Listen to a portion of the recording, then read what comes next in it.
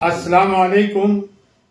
حضرت خواجہ محی الدین چشتی رحمۃ اللہ علیہ، سلطان الہند، نائب النبی عطائے رسول، المعروف غریب نواز، آپ کا 813واں عرس 2 جنوری پہلی رجب سے شروع ہوگا۔ اگر جمادی الثانی کا 29واں مہینہ ہے تو 2 جنوری سے، اور 30واں ہے تو 3 جنوری 2025 سے۔ جھنڈا 25 جمادی الثانی کو پیش ہوگا، یعنی کہ 28 دسمبر کو، 28 دسمبر کو، اور اس دن سے جو ہے آستان اقدس کی جو 12 مہینے جو خدمت و رسومات کے ٹائم ہوتے ہیں، وقت ہوتا ہے، وہ بدل جاتا ہے۔ جو دن کو 3 بجے کی رسومات خدمت ہوتی ہے مزار اقدس پر، وہ چینج ہو جاتی ہے، اور اس کے بدلے شام کو خدمت ہوتی ہے بعد نماز مغرب۔ 28 جمادی الثانی کو جو سال بھر مزار اقدس پہ خدام خواجہ گدی نشین جو سندل پیش کرتے ہیں، وہ سال بھر کا سندل 28 جمادی الثانی کو اتارا جاتا ہے، بذریعہ خدام خواجہ گدی نشین اتارتے ہیں اور زائرین خواجہ میں، عقیدت مندان خواجہ میں تقسیم کرتے ہیں۔ یہ آپ کے 31 دسمبر کا ہوگا، اور 1 جنوری یعنی کہ 29 جمادی الثانی کو چاند رات کو ایک بہت ہی قدیمی رسم ہوتی ہے۔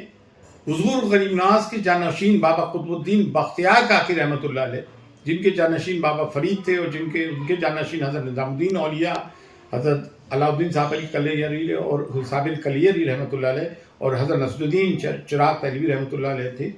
تو بابا قطب الدین بختیار کاکی رحمۃ اللہ علیہ، جو ان کے جانشین سجادہ نشین تھے، وہ حضور غریب نواز کے اس جہاں سے، اس دنیا سے گزر جانے کے بعد، اس فانی دنیا سے گزر جانے کے بعد، آپ ہر عرس میں مہرولی شریف سے چھڑی مبارک لے کر آ جاتے تھے، اور 6 رجب کو حضور غریب نواز کا وصال ہوا تھا۔ آپ کے پیشانی اقدس پہ لکھا تھا، حاذا حبیب اللہ ماتا فی حب اللہ، اللہ کا حبیب، اللہ کا دوست، اللہ کی محبت میں رخصت ہوا۔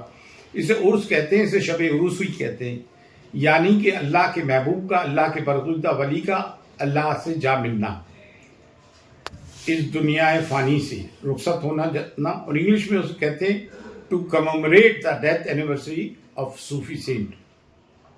یہ چھڑیاں صابر پاک سے ہوتی ہوئی بابا قطب کے مزار پہ پہنچتی ہے۔ تمام ہندوستان بھر کے ملنگ، فقیر، درویش لوگ لے کر آتے ہیں، اور وہاں پیدل آتے ہیں۔ بابا قطب مہرولی دلی سے اجمیر شریف جو 400 کلومیٹر سے پیدل جرنی کرتے ہوئے، بہت بڑا ایک جمع غفیر ملنگوں کا، فقیروں کا، درویشوں کا جلوس آتا ہے، اور نظام گیٹ پہ خدام خواجہ گدی نشین اس کو ریسیو کرتے ہیں مین گیٹ پہ، اور نظام گیٹ پہ وہ جھنڈا بلند کیا جاتا ہے۔ اس کے بعد درگاہ شریف میں تمام سینکڑوں کی تعداد سے جو ہیں یہ لوگ درگاہ شریف میں انٹر ہوتے ہیں، اور اگر چاند 29 ہو جاتا ہے تو اسی رات سے، یا چاند 30واں ہوتا ہے تو اسی رات سے 2 غسل ہوتے ہیں۔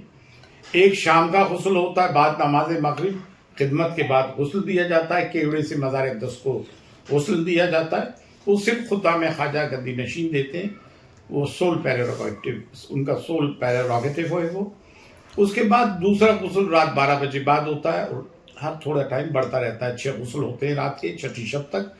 اس میں 7 خدام خواجہ بائی داران میں سے 1 باریدار، کلید بردار، یہ سب خدام خواجہ گدی نشین ہوتے ہیں، اور 1 درگاہ دیوان موجود رہتے ہیں، مل کے غسل دیتے ہیں۔ یہ 6 شب تک ہوتا ہے۔ اور 6 رجب جس دن حضور غریب نواز کا وصال ہوا تھا، تو خدام خواجہ گدی نشین آستانہ اقدس میں صرف وہی موجود رہتے ہیں۔ 9 بجے سے دوپہر 4 بجے تک آستانہ اقدس زائرین خواجہ کے لیے بند رہتا ہے، یہ بات دھیان رکھیں۔ صرف خدام خواجہ رہتے ہیں، رسومات نبھاتے ہیں۔